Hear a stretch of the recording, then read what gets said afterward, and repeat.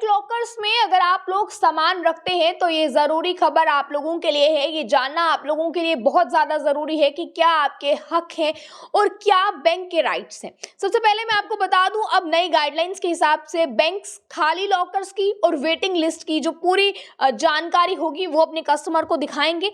दूसरी बात इसमें यह है कि जो है वो बैंक ज्यादा से ज्यादा कस्टमर्स का 3 साल का रेंट यानी कि किराया जो है वो चार्ज कर सकता है। इससे ज्यादा कई बार ये देखा गया है कि 5 साल की भी किराया जो है वो चार्ज करता है बैंक अपने कस्टमर्स से, पर ऐसा नहीं है। ज्यादा से ज्यादा 3 साल तक का चार्जिंग जो है वो ले सकता है बैंक आपसे अपना सामान रखने के लिए।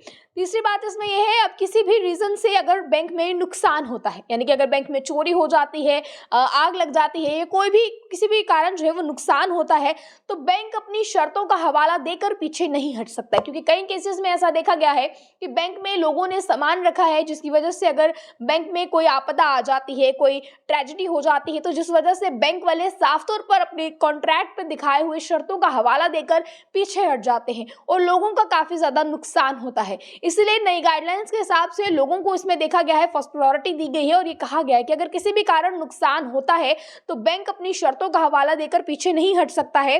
बैंक को कस्टमर्स को पूरी भुगतान करना होगा, यानी कि जो भी जो है मुश्किलें उनको आई है, कस्टमर्स को जितना नुकसान उनका हुआ है उसकी पूरी भरपाई जो है वो बैंक करेगा। इसके अलावा एग्रीमेंट पे बैंक को साफ बताना होगा, यानी कि जो एग्रीमेंट कस्टमर्स और बैंक के बीच में होगा उस एग्रीमेंट में बैंक को साफ बताना होगा कि आप अपने लॉकर में कौन कौन सी चीजें रख सकते हैं और कौन सी चीजें नहीं रख सकते हैं। आपको बता दें क्योंकि आरबीआई के अकॉर्डिंग जरूरी डॉक्यूमेंट्स, आपकी ज्वेलरी और सिर्फ लीगल चीजें ही जो है वो आप बैंक में रख सकते हैं, यानी कि लॉकर में रख सकते हैं।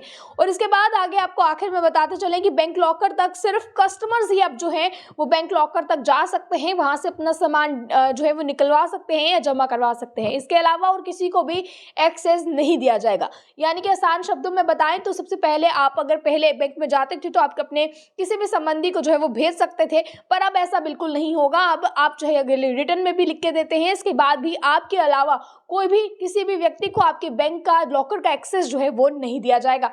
इस जरूरी खबर को ज्यादा से ज्यादा शेयर कीजिएगा ताकि तमाम लोगों तक ये जरूरी जानकारी जो है वो पहुंच सके। बने रहे आप आगे के अपडेट्स के लिए अर्ली टाइम्स के साथ। जय हिंद।